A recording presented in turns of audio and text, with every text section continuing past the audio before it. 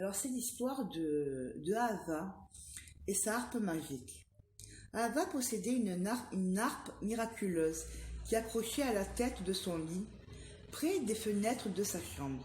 Vers minuit, un léger vent du nord soufflait à travers la fenêtre, effleurait les cordes de sa harpe, les faisait vibrer. Alors des merveilleux sons émanaient d'entre les doigts du vent qui frôlaient les cordes de la harpe. Ces airs apaisant le cœur de leur douceur se déversaient dans le silence de la chambre de la nuit et se laissaient porter par les ailes du vent au milieu de la nuit.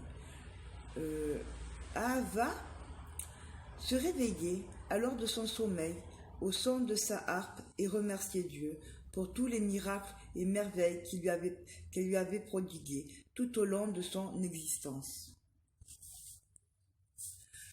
Comme elle a recueilli dans la musique de l'âme, en plein milieu de la nuit, je me lève pour te remercier de tes bons jugements. Ahava monta sur le toit de son palais et observa l'étendue du pays qui se présentait à elle, la voûte du ciel au-dessus de elle, veloutée de bleu foncé, parsemée d'étoiles brillantes, un croissant d'argent frayant son chemin dans l'arrondi du ciel, entouré d'une gloire éclatante. Ahava, admirant la beauté de la création de Dieu, sa grandeur et sa magnificence, ses immensités, enveloppant le secret de la création, réfléchissait et pensait combien l'être humain n'est que néant devant la puissance de Dieu et de ses actions.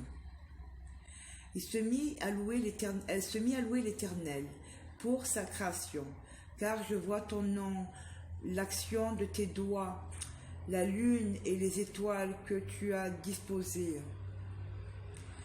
Que vaut l'homme pour que tu t'en souviennes, et le Fils de l'homme